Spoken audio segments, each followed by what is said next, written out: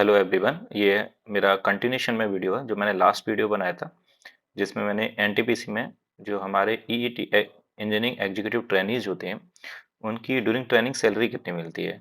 तो उससे रिलेटेड बहुत सारे लोगों के कमेंट्स आए थे कि सर प्रमोशन के बाद ई2 जो होता है उसका सिनेरियो क्या है और उसमें सैलरी कितनी मिलती है। तो आज हम लोग वीडियो में देख लेते हैं क्या है प्रमोशन पॉलिसी और उसके बाद ई2 ग्रेड पे में कितना सैलरी मिलता है। ओके, सो इसके लिए सबसे पहले हम लोग प्रमोशन पॉलिसी को देखते हैं। तो ठीक है, ये है हमारी प्रमोशन पॉलिसी। इसमें देखेंगे ये हमारी 13/12/2022 मीन्स जो 2021 की वैकेंसी आई थी उसमें एनटीपीसी ने मेंशन किया था कि जितने भी ईटीज होंगे उनकी रिक्रूटमेंट इवन ग्रेड पे में होंगी, उन्हें रेगुलराइज भी इवन में ही किया जाएगा।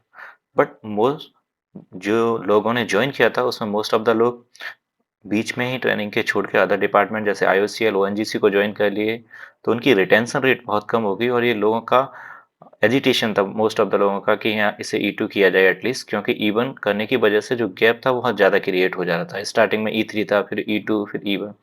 तो 13/12/2022 ये जो दिखाई दे रहा है इसको क्या करा एनटीपीसी ने अपनी पॉलिसी में चेंज किया। वो पॉलिसी क्या थी ये हमारी देख लेते हैं। ये हमारा strategic HR and talent management आपसे एक लेटर आया था।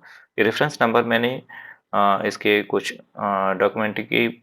डॉक्यूमेंट्स की प्राइवेसी की वजह से हटा दिया है, तो देख लेते हैं क्या था। ये डायरेक्ट उसी पॉइंट पे आते हैं। तो ये देखो क्लियरली मेंशन है, it is recruited in even grade may be considered for promotion to E two grade in a next RPC forward slash CPC. तो आरपीसी सीपीसी हमारे ये क्या होते हैं, रिवेन्यू पर क्लिक और कॉस्ट पर क्लिक। मीन्स कंपनी की each and every financial year में आरपीसी सीपीसी होती है। तो आफ्टर जब ट्रेनिंग आपकी कंप्लीट हो गई उसके बाद जो नेक्स्ट आरपीसी या सीपीसी आएगा उसमें आपको जो रेगुलराइज करेंगे इसमें प्रमोट करके ई2 किया जा सकता है। क्या है term and condition, subject to acquiring minimum 70% score in ET training and the PMS। PMS हमारा क्या होता है, परफॉर्मेंस रेटिंग स्केल होता है for the period part period being middle और एबव। जो हमारी परफॉर्मेंस हमारी स्केल है, परफॉर्मेंस रेटिंग स्केल है, उसमें कम से कम पीएमएस तुम्हें मिडिल रेटिंग मिलनी चाहिए। वो तुम्हारा कोई डिसिप्लिनरी कुछ प्रॉब्लम नहीं, ऑलमोस्ट सभी को मिल जाती है। और ईटी को क्वालिफाई करने के लिए, रेगुलराइज होने के लिए 70% स्कोर मिनिमम चाहिए ही होता है। 70% का मतलब है कि जब आप ट्रेनिंग करेंगे तो आपका क्लासरूम प्रोग्राम होगा, उसका कुछ मॉड्यूल होता है, सिमुलेशन होगा, पीएमआई होगा, पावर मैनेजमेंट इंस्टीट्यूट की ट्रेनिंग। तो इनमें मिनिमम मार्क्स आपको स्कोर करना ही पड़ता है, जो कि इससे पहले भी 70% था, आपको रेगुलराइज होना है और उसके बाद भी। तो मान के चलो अगर आपकी ट्रेनिंग सक्सेसफुली कंप्लीट हो रही है तो almost each and everyone regularize हो जाएगा ई2 में। ओके, तो ये पॉलिसी हम देख लेते हैं कब आई थी। हमारी पॉलिसी आई थी 13/12/2022। मीन्स इससे पहले हमारे दो बैच 12/2022 में आई थी। ऑलमोस्ट जितने भी बैच 21 के थे वो सभी ज्वाइन कर चुके थे। लास्ट बैच जो ज्वाइन किया था 4th और 5th को मर्ज करके, वो सितंबर में किया था, अगस्त और सितंबर में। पॉलिसी आई थी दिसंबर में। तो अभी तक देखा जाए तो जो अगस्त में और सितंबर में ज्वाइन किए थे, जो आज की डेट में मैं ये रिकॉर्ड वीडियो कर रहा हूँ 11/8/2023, तो लास्ट बैच को छोड़ के ऑलमोस्ट जितने भी पीछे वाले बैच थे वो ई2 में प्रमोट हो जाने चाहिए अकॉर्डिंग टू द पॉलिसी। तो देख लेते हैं क्या है उनका सीन इसमें। रेगुलराइजिंग ऑर्डर, ये हमारे रेगुलराइजिंग ऑर्डर हैं जिन लोगों ने 21 में ज्वाइन करा था टिल मार्च। ठीक है, उनके रेगुलराइजिंग ऑर्डर हमारे अप्रैल में आए थे। तो क्या, on successful completion of 1 year training from following executive training ET 2021 batch are hereby regularize in E one grade. इसका मतलब ये नहीं है कि आपको ई2 में नहीं करेंगे, पहले रेगुलराइज ई1 में करेंगे, फिर जैसा कि उसमें लिखा हुआ था प्रमोशन पॉलिसी में आरपीसी और सीपीसी जो होगा हमारे कंपनी में, उसके बाद ई2 में प्रमोट कर देंगे। तो इन सभी का कब था ज्वाइनिंग, 14/3/2023, और ये कब कर दिए गए, 29/4/2023 में इनका वो आया था। और ये बैक डेट से क्या कर दिए गए, रेगुलराइज कर दिए गए थे। ठीक है, तो ये पहले हमें ई1 में रेगुलराइज करेंगे वो। ओके, ये लिस्ट देख सकते हो आराम से, सभी को ई1 में क्या करा, रेगुलराइज।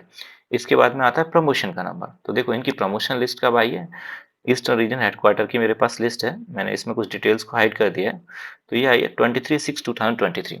तो इसमें क्या हुआ था, एनटीपीसी ने बोला था जिन लोगों का टिल में रेगुलराइजेशन हो चुका है उन सबको आरपीसी में कंसिडर कर लिया गया था। जो फाइनेंशियल ईयर प्लानिंग होती है कंपनी की उसमें कंसिडर किया गया था। तो 21 के फर्स्ट, सेकंड और थर्ड बैच जो थे उन लोगों को क्या कर दिया गया है, ई2 में प्रमोट कर दिया गया है। ओके, तो इसको देख लेते हैं प्रमोशन का क्या सीन था इनका, देखेंगे। Pursuant to the recommendation of RPC 2023, the eligible executive in the grade of E1 to E5 of project registration headquarter of Eastern Region 1, including joint venture and subsidiary attached to the Eastern Region 1. Okay, list enclosed है इसकी हमारे कब से क्या with effective from 1/4/2023. Even though list was released on 23/6/2023, but financial year हमारा कब खत्म होता है मार्च में, तो नेक्स्ट फाइनेंशियल ईयर से जो होता है 1/4/2023 से इन्हें कंसिडर किया गया है. तो देखते हैं हमारे जो थे E1 वाले ये सभी लोग थे जो उन्हें क्या दिया गया था promotion, senior assistant engineers promote करके इन्हें क्या बनाया गया E2, सभी को E2 कर दिया गया. ठीक है, तो इससे क्या पता चलता है कि हाँ एनटीपीसी की जो पॉलिसी है वो रिक्रूट आपको E1 में करेगा, उसके बाद में फर्स्ट आरपीसी और सीपीसी. इसका मतलब यह है कि आपका मार्च की ज्वाइनिंग जनरली टिल दिसंबर माना जाता है, लेकिन कंपनी मार्च तक कंसीडर कर रही है. मार्च से पहले अगर आपका करंट ईयर में रेगुलराइजेशन हो जाता है तो आप नेक्स्ट फाइनेंशियल ईयर में रेगुलराइज हो जाओगे E2 में. ओके, E2 में प्रमोट हो जाओगे. अगर आपका रेगुलराइजेशन सितंबर अक्टूबर नवंबर में होता है तो इसका मतलब आपके फाइनेंशियल ईयर ऑलरेडी मार्च में अप्रैल में आ चुके थे प्रमोशन ऑर्डर इस ईयर के, तो नेक्स्ट ईयर आप कम हो गए E2 में. लेकिन almost each and everyone will be promoted to E2. तो इसमें कोई डाउट नहीं रखना चाहिए कि प्रमोट होंगे कि नहीं होंगे. हाँ, each and everyone will be promoted into E2. Okay, इसके बाद देखते हैं सैलरी का क्या सीन है. मोस्ट ऑफ द लोग सैलरी के बारे में बात कर रहे हैं, तो मैंने सैलरी के लिए एक्चुअल स्लिप नहीं ली है क्योंकि पिछली बार एक्चुअल स्लिप डाली थी तो उसमें प्राइवेसी का थोड़ा इशू होता है, तो मैंने उसकी डेटा को यहाँ कॉपी कर लिया. ग्रेड E2 सैलरी, तो इसमें क्या रहेगा, आपका बेसिक पे 50,000. अब इस पे डीए ऑलमोस्ट 40% है, तो 40% अगर 50,000 का निकालेंगे तो 20,000 आएगा. कैफेटेरिया अलाउंस आपको 35% बनता है, वो 50,000 का 70,500. नाइट अलाउंसेस आपको मिलता है 950.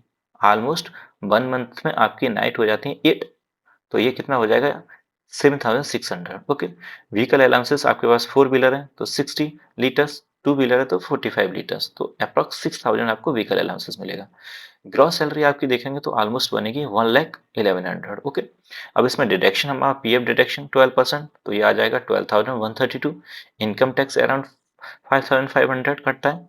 इन हैंड सैलरी आपकी अप्रॉक्सीमेट 83,468 आएगी, और ये थोड़ा वेरी कर सकती है 80 to 85, क्योंकि कुछ एनटीपीसी के इंटरनल क्लब डिडक्शन होते हैं या कुछ और भी इंटरनल डिडक्शन होते हैं वो हो जाते हैं, तो एवरेज मान के चलो 80 से 85,000 के बीच में आएगी. ओके, तो E2 में आपको इतना सैलरी मिलेगा जो सभी लोगों का डाउट था, तो ये क्लियर हो जाएगा. ओके, और प्रमोशन पॉलिसी जैसे मैंने डिस्कस कर दी, सैलरी आपको ग्रेड E2 में बता दी कितना है.